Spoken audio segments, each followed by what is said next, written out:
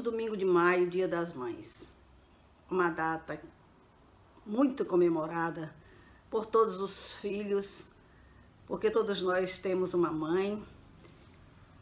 Alguns já tiveram, porque as mães voltaram para a pátria espiritual de alguns deles, mas com certeza continuam sendo mães no mundo espiritual. Então hoje, no nosso primeiro Papo Domingueiro, nós queremos dedicar a maternidade, que nós denominamos aqui de projeto divino, porque nós vamos verificar ao longo da nossa fala que realmente é um projeto divino. Deus estruturou a maternidade. E Chico Xavier costumava dizer que a maternidade é um segredo entre a mulher e Deus. Que segredo é esse? Quando a gente vai pensar realmente na mulher, na maternidade, nessa condição de dar vida a um outro ser, nós percebemos que realmente é um projeto divino. A partir da função criadora que lhe é dada por Deus, de cocriação, para que ela participe da criação. Então a mulher tem essa determinação divina, ela recebe de Deus essa missão de ser coparticipante da sua criação, à medida em que ela contribui com o planeta Terra na sua renovação, nesse ir e vir de seres que compõem a população do planeta Terra. Então ela está inserida dentro desse projeto e Deus a preparou divinamente, a partir do seu corpo, né? Que quando nós observamos o corpo da mulher e do homem, é totalmente estruturado para esse processo de maternidade, a partir dos seus órgãos internos. A mulher traz em si um berço para receber os seus bebês, para formar os seus seres. Então tudo estruturado na sua intimidade para que a vida se processe, para que ela dê a vida.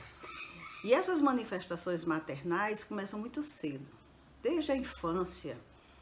A criança começa a manifestar esse amor, esse carinho, essa atenção, a partir das suas brincadeirinhas com suas bonequinhas.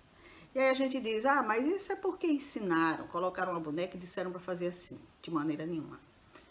Mesmo aquelas crianças que nunca possuíram uma boneca na vida, que sequer sabiam o que era uma boneca, estruturavam as suas com pano, com qualquer material, colocavam no braço, dengavam, ninavam, faziam tudo, conversavam com elas como se estivessem conversando com seus filhos. Por quê? Porque já traz em si. A criança já nasce com essas manifestações maternais que ela adquiriu ao longo das suas vivências. Então, a função específica maior que Deus colocou na mulher foi a função biopsíquica. A condição de gerar um ser, ter amor por ele e ter amor por um ser que ela não gerou, por um ser que ela recebe. Então ela é mãe, se doando fisicamente e psiquicamente. As mães que adotaram crianças, que adotaram filhos, com certeza poderão dizer que não sentem diferença no sentimento, no amor que dedicam a um filho natural para um filho adotado. Porque ela tem essa função, ela é mãe bio e psiquicamente. Esse sentimento materno vai evoluindo. Quando chega a fase da juventude, muitas vezes até na adolescência, quando aquela jovem se descobre mãe, de repente até assusta os pais. Será que vai dar conta? Não tem responsabilidade, não tem condições de criar um filho. E aí o que acontece? Essa jovem se revela uma mãe dedicadíssima, carinhosa, atenciosa, cuidadosa. E a gente fica surpreso com essa evolução, de onde ela se transforma completamente.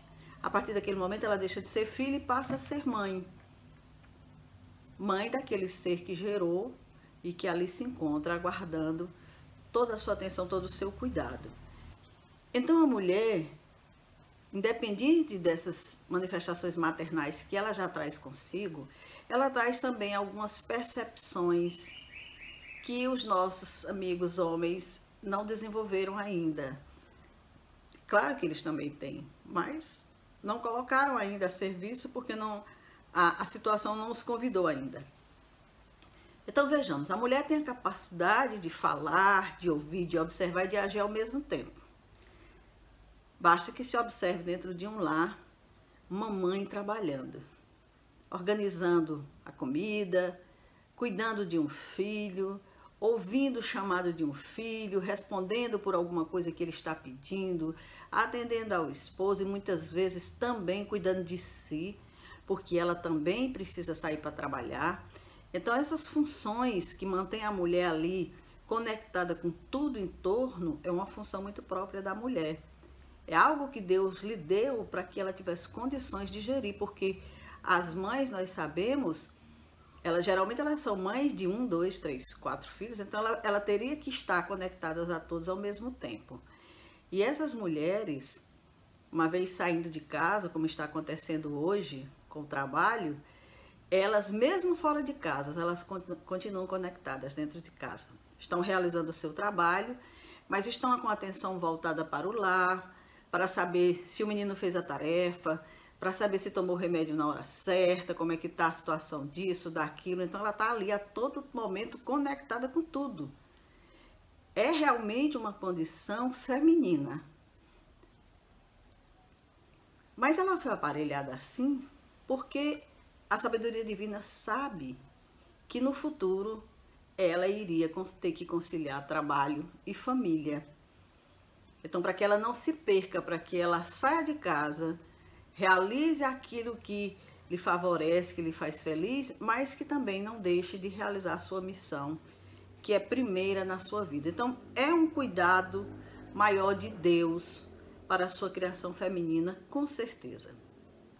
A mulher está destinada à mais sublime missão, o mais elevado ideal, a tarefa redentora por excelência, que é a preparação do ser humano para a vida. Eu creio que nem a mulher tem consciência disso. Mas é justamente essa a missão da mulher. Preparação de um ser humano para a vida. Eu lembro de uma música de Roberto Carlos que falava sobre a gestação, que dizia assim: eu vi a mulher preparando outra pessoa. Porque é justamente isso que acontece. No momento em que ela está grávida, ela está gestando um ser. Ela está preparando uma outra pessoa. Preparando fisicamente. Ela está ali realizando o projeto divino na sua intimidade. Ela dá de si para a formação de um novo corpo. E nós sabemos que hoje não. Hoje as mulheres têm um filho, outras têm 2. Mas no passado, as mulheres tinham 10, 12, 15. Minha avó teve 22 filhos. E interessante, essas mulheres, a cada gravidez, entregavam à humanidade um ser perfeito, completo. E isso não lhe causava nenhum dano à organização física. Muito ao contrário, muitas delas até se renovavam após o parto. Nós temos mulheres que fazem partos de gêmeos, de trigêmeos. Olha que maravilha, gerar 2 seres dentro de si, 3 seres dentro de si. E mesmo assim, continuarem joviais, lindas, belas, como nós temos muitas mães aí que lado a lado com os filhos a gente não sabe quem é mãe nem quem é filho. Então a maternidade, ela não traz nenhum agravo à constituição física da pessoa.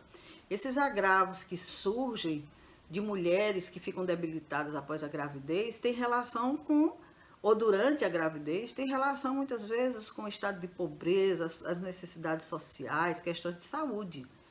Mas da gravidez em si, não. A gravidez é um estado de saúde. E nesse processo, a mulher doa de si, ela forma seres humanos, como nos formaram nossas mães, como nós formamos os nossos filhos, constituindo essa nossa humanidade que aí está, contribuindo para a melhoria desse nosso planeta. Então nos diz Irene Ibelli, que é humanista e espiritualista, que ser mãe é assumir a responsabilidade de contribuir com Deus na construção da humanidade, auxiliando outra alma em sua caminhada evolutiva. E é verdade. Nós, as mulheres, estamos contribuindo com Deus na construção dessa humanidade. Nós estamos auxiliando outra alma na sua caminhada evolutiva. Todo ser que vem à Terra através da mulher, ele vem sedento de conhecimentos e de oportunidades, como nos dizem os Espíritos na obra Missionários da Luz. O útero maternal significa para nós outros a porta bendita para a redenção. Então a espiritualidade tem todo interesse nesse nosso estado de maternidade, porque é a porta bendita, o útero da mulher, para a redenção desses espíritos. Os espíritos aguardam com muita necessidade esse momento de reencarnarem, porque é importante para eles, e eles precisam de um útero materno, eles precisam de uma mãe que esteja ali auxiliando na sua caminhada evolutiva, e para isso eles precisam nascer, porque como o próprio Jesus mesmo disse, ninguém pode ver o reino de Deus se não nascer de novo. E como nascer de novo se não no útero de uma mãe? Então a mulher está aí justamente trabalhando nessa construção da humanidade, auxiliando na criação. E continuando, a Irene nos diz: ajudar um pequenino a desenvolver-se e a descobrir-se, tornando-se um adulto digno, é responsabilidade que Deus confere ao coração da mulher que se transforma em mãe. Não é só gerar, é a responsabilidade de cuidar desse ser, de encaminhar para a vida, de auxiliar nas suas dificuldades, de orientá-lo para o caminho do bem, para o bom, para o melhor. Então é uma responsabilidade muito grande que a mulher assume a partir do momento que ela tem em seus braços o seu filho. E toda mulher que se permite ser mãe da sua ou da carne alheia, descobre que o filho depende do seu amor e da segurança que ela transmite, e que é o melhor presente que Deus lhe deu. Então, independente que ela tenha gerado esse filho, ou que ela tenha recebido pelas portas do coração através da doação, ela descobre que aquele filho depende dela, do amor e da segurança dela. E também ela percebe que aquele filho foi o melhor presente que Deus lhe deu. Qual é a mãe que não sente no seu filho um grande presente de Deus em sua vida? Então, no Livro dos Espíritos, na questão 890, os Espíritos nos dizem que quando nasce na mulher o sentimento de abnegação e devotamento em relação aos filhos, essa energia psíquica, inicialmente instintiva, atinge o grau de virtude. Esse amor persiste por toda a vida, sobrevive mesmo à própria morte, acompanhando o filho até no além-túmulo. Então, a mulher, quando ela desenvolve esse sentimento de abnegação e devotamento em relação ao filho, porque no princípio é tudo muito instintivo, ela cuida porque ela deu cria, mas aquele sentimento vai se transformando em virtude. E quando eu falo isso, muitas mulheres vão entender que no primeiro momento de uma primeira gravidez é tudo muito instintivo. Tem que cuidar, a gente não sabe nem o que fazer muitas vezes em determinadas situações. Mas à medida que vai trabalhando esse acolher da criança, esse sentimento, esse instinto vai se transformando em virtudes. A tal ponto que muitas vezes numa segunda gravidez a mulher já está mais bem preparada, já tem um carinho maior, já sabe como cuidar melhor, já não fica tão nervosa, já não fica tão agitada mediante as manifestações da criança que não sabe o que fazer, porque ela vai se aprimorando, ela vai sendo trabalhada, vai crescendo também junto com o desenvolvimento dessa criança. E nos dizem os Espíritos que esse amor dura por toda a vida e que sobrevive mesmo à própria morte, acompanhando o filho até no além-túmulo. Por isso que nós dizemos, aqueles filhos que hoje não contam com a presença física da mãe, tenham a certeza, a mãe está no mundo espiritual e talvez nesse momento esteja mais próximo do filho do que ele imagina. Porque essas mães, mesmo no além-túmulo, elas continuam velando pelos seus filhos, elas continuam cuidando, zelando. Nós temos inúmeros relatos na doutrina espírita que falam dessas mães que estão lutando, estão buscando socorro, amparo, assistência para os filhos que estão encarnados, para aqueles que desencarnaram e não estão em boas situações, porque as mães não se sentem tranquilas, sabendo que os seus filhos estão sofrendo. Então, mesmo no além-túmulo, a mãe continua sendo a mãe amor, a mãe zelo, a mãe cuidado. E Chico Xavier nos diz, e sabe-se lá se depois desta vida, quantas lutas sofrem as mães em auxílio aos filhos que deixaram neste mundo.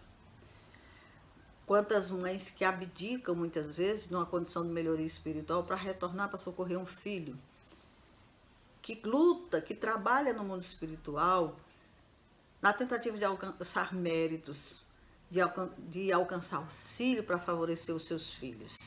E aí a doutrina espírita nos vem falar do lar da bênção, que é o ambiente para onde são levadas as crianças recém-desencarnadas, aonde estão sendo amparadas, assistidas, verdadeiras escolas infantis, e que essas mães, que nós aqui chamamos de mães de anjos, essas mães que pensam que perderam seus filhos e que durante a noite, durante o sono se libertam, nessa consciência espiritual de que a vida prossegue, elas vão ao encontro desses filhos no lar da bênção. Então elas dormem, mas o pensamento e o sentimento delas é nos seus filhos. E Deus permite que essas mães vão até lá, a esse lar da bênção, ter contato com os seus filhos, e muitas vezes acordam lembrando do sonho. Isso conforta essas mães, fortalece o ânimo delas, mata a saudade e dá a certeza de que o seu filho está vivo em algum lugar. Então, esse intercâmbio de mães e de filhos não acaba nunca. Não é só aqui na Terra que ele se realiza. E o Chico nos diz também algo interessante. Ele diz que a participação do homem é ínfima na maternidade, é quase nada. A participação da mulher é tocada de alegria e de dor, de tormento e de sofrimento, de prazer e de responsabilidade, desde que o filho nasce até o último dia da mulher sobre a terra. E é uma verdade. Se o homem não for comunicado que vai ser pai, ele pode passar a existência inteira sem saber que tem um filho. Mas com a mulher não acontece isso. Nenhuma mulher vai poder dizer que não sabia que não teve um filho.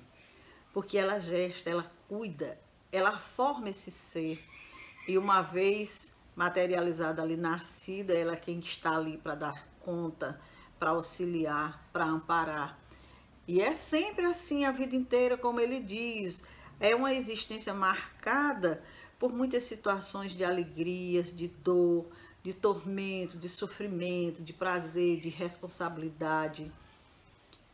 É uma missão difícil de ser realizada, mas uma missão glorificada diante de Deus. Agora, os tempos mudam e a velocidade dessas mudanças fez com que as mulheres também mudassem a sua maneira de ser. Então, aquela mulher pacata, aquela mãe que só cuidava dos filhos, hoje é uma profissional, hoje trabalha fora de casa, mas os seus vínculos com o lar continuam. Ela continua administrando o lar, ela continua sendo a administradora do lar, ela continua sendo a educadora do lar, ou se não é, mas deve se conscientizar que essa é uma responsabilidade que cabe na sua missão. E dentro dessa vivência que ela busca fora de casa, também a mulher sentiu a necessidade de se cuidar. Então ela acumula tudo isso, ela é profissional, ela é uma educadora, ela é uma administradora do lar e ela também é alguém que zela por si. Porque ela precisa ter uma presença lá fora, ela precisa levar uma presença agradável para o seu trabalho, para a sociedade, e isso lhe faz bem também.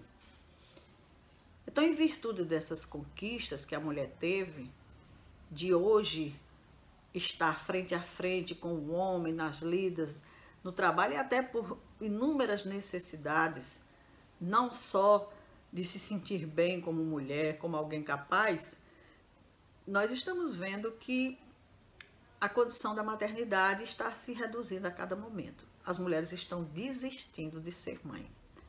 Muitas porque diz, não dá, não tenho espaço para uma criança. Não dá para eu ter um filho agora, de maneira nenhuma. Não tenho como cuidar, não tenho como lidar com isso. Outras porque diz, não, eu não vou ter um filho para estragar o meu corpo. Porque muitas assim pensam. E quantas mães lindas, maravilhosas com suas filhas que ninguém sabe nem distinguir quem é mãe e quem é filha. Porque a maternidade não desestrutura o corpo da mulher. E a mulher, cuidando de si, ela terá sim como vivenciar esse processo sem que depois ela tenha que se sentir constrangida. diante da maternidade, por ter tido um filho. Outras dizem que vai atrapalhar a carreira. Não, se eu tiver um filho agora, eu vou ter que dar um tempo, porque eu vou ter que parar mais, vou ter que me dedicar, e meu trabalho não permite isso. Então, o que está acontecendo? O instinto maternal permanece, mas a mulher está transferindo esse sentimento para os animais. Está acontecendo muito isso.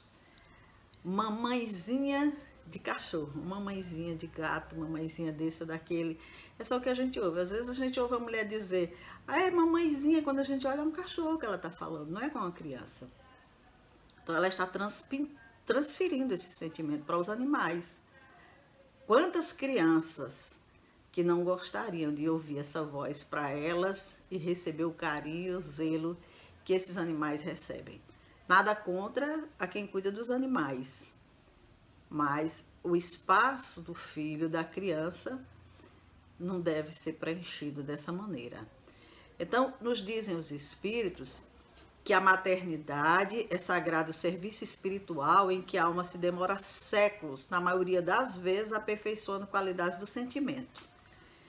Isso para a gente entender, porque nós percebemos que nem todas as mães são modelo de maternidade, né? É muito comum o fracasso nessa condição de mãe, mas é como eles nos dizem, é um serviço que demora séculos de aperfeiçoamento. Então tem muitas mulheres que estão começando esse processo da maternidade e não são aquelas mães dedicadas, afetuosas, porque estão começando, mas a vivência, séculos e séculos, reencarnando naquela mesma função, vai fazendo com que a mulher vá aperfeiçoando essas qualidades do sentimento e se tornando aquela mãe dedicada, aquela mãe amorosa, aquela mãe cuidadosa. Ela não foi trabalhada assim, ela é assim porque assim se fez ao longo das experiências. E o Espírito Emmanuel, na obra O Consolador, nos orienta a buscar na piedosa Mãe de Jesus o símbolo das virtudes cristãs, transmitindo aos que nos cercam os dons sublimes da humildade e da perseverança, sem qualquer preocupação pelas glórias efêmeras da vida material.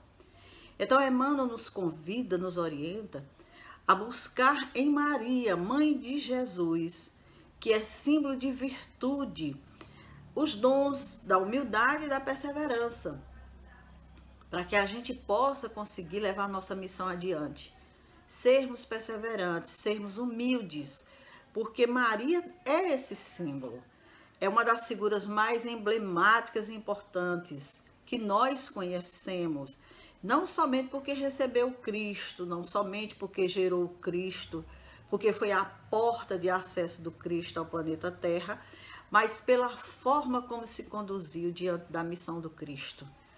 Porque Maria sabia que a dor lhe aguardava nessa trajetória, que a missão do Cristo teria uma culminância em que ela teria uma parte muito importante. E esse momento se deu junto à cruz, naquele momento em que ela, agoniada, observava o seu filho crucificado.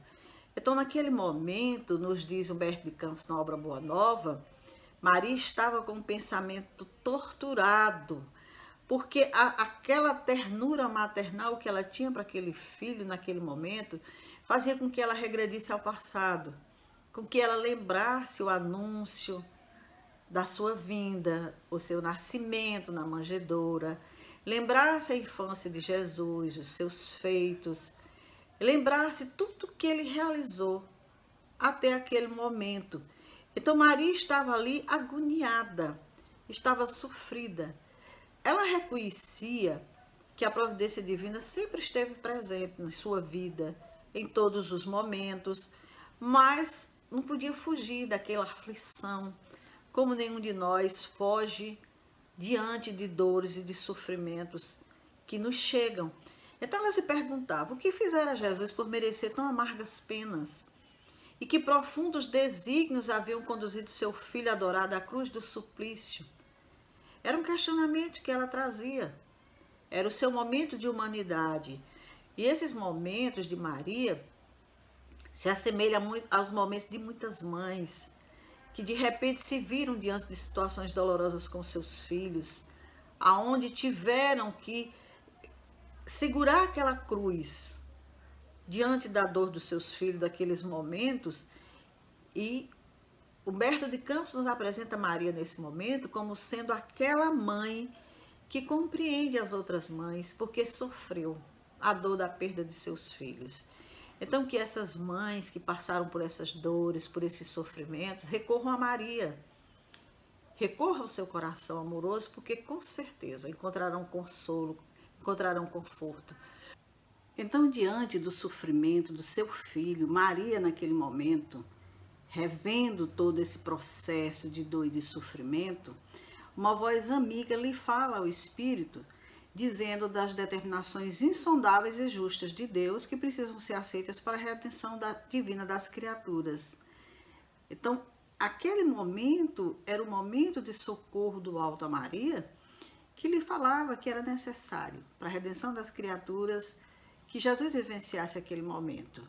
Então, o coração dela, que rebentava em tempestades de lágrimas, sofria, mas na sua consciência repetia a sua afirmação de sincera humildade: faça-se na escrava do Senhor a sua vontade. Tal qual ela se prontificou a receber o Filho de Deus, ali também ela se colocava diante de Deus, entregando a sua dor, o seu sofrimento, entregando o seu filho. Então, Maria é sinônimo de amor, e é por isso que desperta tanta simpatia e admiração entre as pessoas. E no mundo espiritual, Maria de Nazaré é responsável pelo Hospital Maria de Nazaré e pela Legião dos Servos de Maria, que são grupos de espíritos localizados no resgate de suicidas. Eles trabalham resgatando suicidas. Então, Maria cuida no mundo espiritual dos filhos de todas as mães da terra. Um espírito grandioso. Então, nesse Dia das Mães, nós reverenciamos a Maria, Mãe de Jesus, como sendo a homenageada em nome de todas as mães da terra. Nos dizem os Espíritos que enquanto houver mães na terra, Deus estará abençoando o homem com a oportunidade de alcançar a meta da perfeição que lhe cabe. Então é muito importante o papel da mulher aqui na terra, é muito importante essa participação dela nesse projeto divino. Que todas as mães se conscientizem disso. A mãe que gera o seu filho, a mãe que adota o filho de outras mães, as mães de anjo, que pensam ter perdido os seus filhos e que, no entanto, eles os aguardam no mundo espiritual. Que todas essas mães possam entender que foram convocadas por Deus para esse projeto e que possamos aqui na terra, enquanto aqui estivermos, olhar pelos seus filhos com muito amor, com muita dedicação, auxiliando esses espíritos nessa trajetória evolutiva, assim como fomos auxiliados também com a permissão das nossas mães para que aqui estivéssemos. Então, um bom domingo, um feliz Dia das Mães para todas as mães.